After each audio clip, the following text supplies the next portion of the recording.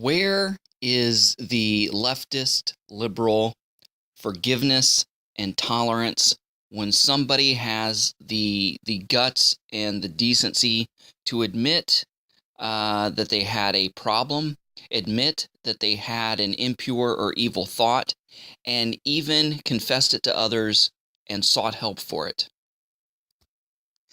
There was a pretty famous actor doing an interview for one of his revenge films, and he admitted that that he didn't understand where this primal feeling and this primal instinct came from, where he had this fantasy of somebody of another race coming out of a bar and he killing him.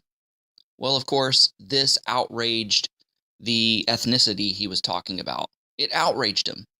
But, not saying that the thought was right, but who of us can control our thoughts? None of us. How many of us out there have had an impure thought? All of us. How many have had a thought that has popped into our head and shocked us because we couldn't believe that we would think about such things or dwell on such things? All of us. Why? Because we are sinful, fallen human beings ever since Adam. So this famous person, being open, being candid, wanting to, promote a healthy dialogue between various ethnicities and to highlight and realize that there is an underlying problem, even though we don't understand where it comes from or why we have to deal with that. He was able to admit this revenge fantasy he had regarding another ethnicity and just admitting, hey, I was shocked by it myself. I didn't know where it came from. I couldn't believe I was having these primal feelings. And he said, but I talked to other people about it. I sought a religious authority on it, confessed it, and I got help for it. Now the so-called tolerant leftist liberals, they're all up in arms about this. They want to boycott him. They want to shut him down. They want to strip him of everything and decimate him and ruin him. What did he do wrong? He didn't carry out this revenge fantasy. He just said he had this thought. I mean, this goes to, the Orwellian 1984 concept of thought police. In the movie Minority Report, let's stop somebody before they actually commit a crime. I mean, this guy didn't do anything. He just had the spine and the guts and the kahunas enough to admit, hey, I thought I had this thought, didn't know where it came from. I was ashamed of it. I got help for it. And yet they still want to crucify him, pick up their pitchforks and torches, tar and feather the guy, and drag him through the mud. Forget that he said that he was sorry, even though he really didn't have anything to apologize for. Because it was a thought, something that popped in his head that he couldn't control. But he did say that he sought help for it. He confessed it to a religious authority and got help.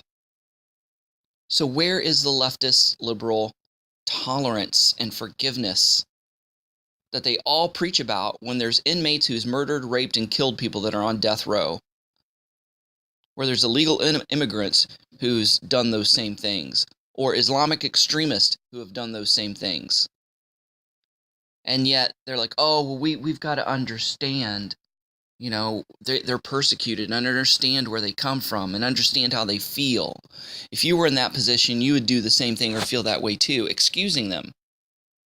Well, and I don't think it's no coincidence that this famous actor who admitted all this just happened to be white. So there's the screaming of the white privilege. I mean, come on, are we actually crossing that line and we've already gotten to the point where it's guilty until proven innocent, where all we have to do is make an accusation and all of a sudden somebody is guilty and let's throw stones at them. But now, really? Are you telling me we've crossed the line? That people are wanting to decimate somebody just because they admitted they had an improper, impure thought? Really? I mean, whoever is without sin cast the first stone, right? Come on. This is getting ridiculous. I applaud the guy, and I give him kudos for actually having the guts to publicly admit this and to say, let's open a dialogue between ethnicities. That, hey, I got help for this. Didn't understand where it came from, and I got help for this. I applaud him for that because he had the guts to do it. So with this leftist liberal intolerance where people want to crucify you simply for admitting that you had an impure thought, what's this going to do for openness and transparency to people? Well, if this happened to this famous actor, I better not open a peep of my mouth of anything that I'm thinking to anybody. I'll just keep it bottled up and locked up inside, and I won't get help for it, because if I do, then I'm going to be ruined.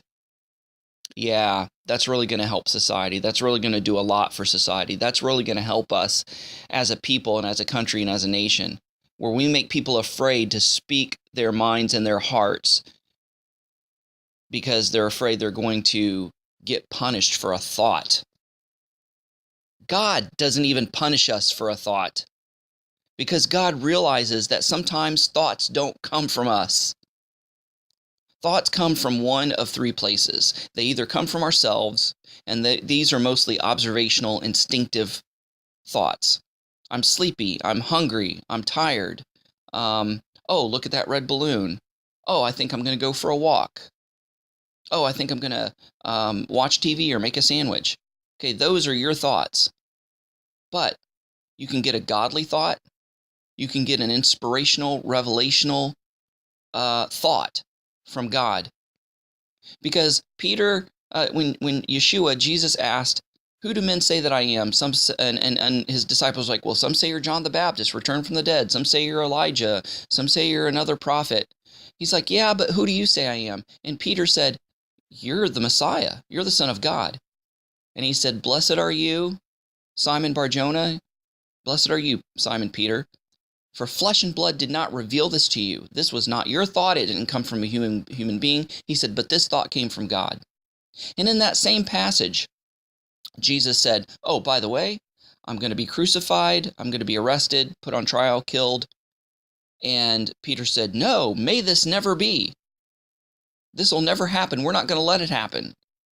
And what did Jesus say to Peter? Get behind me, Satan, because you don't want the things of the Lord. Peter expressed, verbalized a thought that didn't come from him. It came from Satan. It came from the evil one, because Jesus called it out. He said, get behind me, Satan, not talking to Peter, saying that Peter was Satan, but saying that his words, his thoughts, what he verbalized was from Satan. Because anyway. So that was a satanic thought.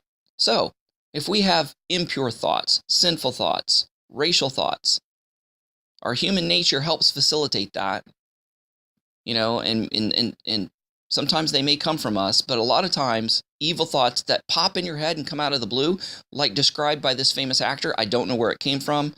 It was surprised me that it entered my mind.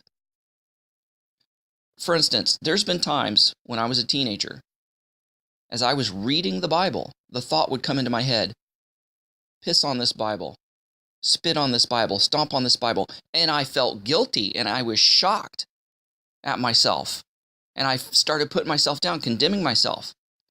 But once I understood this principle of where thoughts come from, I'm like, that definitely thought did not come from me. I would never think that. I love God. I love His Word. That thought was from the enemy. So I learned to rebuke those thoughts, and they went away. And many times I get thoughts from God where I'll get an inclination about another person. I'll come up to them and say, hey, I feel like the Lord wants me to say this, or, I feel like you're going through this, and their eyes bug out like, how did you know? I've told nobody. Well, that was a thought from the Lord. So you know what?